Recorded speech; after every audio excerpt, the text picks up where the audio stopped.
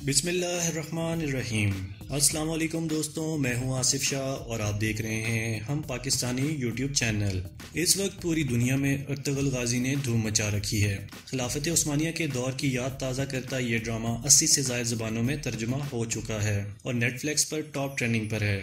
बाकी दुनिया के मुकाबले में इस ड्रामे ने पाकिस्तान में खास झंडे गाड़े हैं। यकम रमज़ान अल मुबारक से वज़ीर आज़म इमरान खान की हिदायत पर PTV पर नशर होने वाला ये ड्रामा अर्तुगरुल गाजी उर्दू तर्जुमे के साथ नशर करना शुरू किया और एक ही किस्त के बाद ये ड्रामा पाकिस्तान में टॉप ट्रेंड बन गया। जैसे ये ड्रामा टॉप ट्रेंड बनता जा रहा है, इसी तरह ड्रामे के अदाकार भी मशहूर होते जा रहे हैं। इन्हीं में एक किरदार नोयान भी है। दोस्तों, मंगोल कमांडर नोयान कौन था, तारीख इस बारे में क्या कहती है, वो कितना बहादुर था, इसने मंगोलों के लिए क्या कुछ किया और आखिर में हलाकू खान के हाथों ही क्यों मारा गया, आखिर इसने ऐसा क्या कर दिया था और वो अपने सिपाहियों और हत्ता कि अपना खून क्यों पीता था, ये सब कुछ जानेंगे हम आज की इस वीडियो में।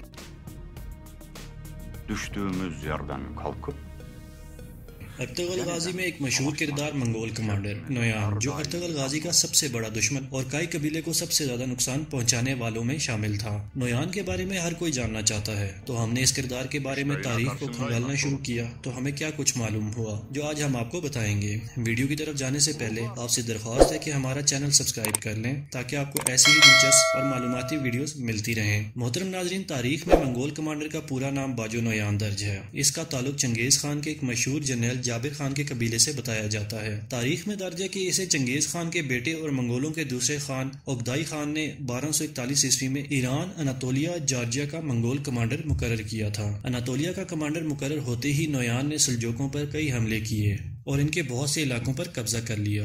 मोहतरम नाज़रीन, नोयान के बारे में एक और अहम बात आपको बताते चलें कि 1243 ईस्वी में कोसदाग की लड़ाई में मंगोल फौज का कमांडर यही नोयान था जिसने सल्जूकों को इबरतनाक शिकस्त दी थी। और जैसे अर्तुगरुल गाजी ड्रामे में बताया गया है कि सल्जूकी सल्तनत मंगोलों की कठपुतली बनकर रह गई थी, ये बिल्कुल हकीकत थी। लेकिन एक अहम बात जो तारीख हमें बताती है कि सल्जूक सल्तनत की फौज की तादाद मंगोलों से कहीं ज्यादा थी और सल्जूकी फौज की क़यादत रियासत अल दीन खुद कर रहा था। मोहतरम नाजरीन, तारीख में दर्ज है कि मंगोल कमांडर नोयान ने 1241 से 1250 तक ईरान, जॉर्जिया, अनातोलिया में मंगोलों की ताकत को मजीद मुस्तहकम किया और ये सब इसने अपनी तलवार के जोर पर नहीं बल्कि मुसलमान रियासतों में गद्दारों को ढूंढकर इनके जरिए मुसलमान हुक्मरानों को कमजोर किया। क्योंकि मीर जाफिर और मीर सादिक हर दौर में पैदा होते रहते हैं और होते रहेंगे। अलाउद्दीन खलजी के अहद हुकूमत में मंगोल फौज के कमांडर नोयान ने मौसम सरमा में पंजाब पर हमला किया, लेकिन अलाई सलार अलग खान ने इसे शिकस्त फाश दी और पसपा होने पर मजबूर कर दिया।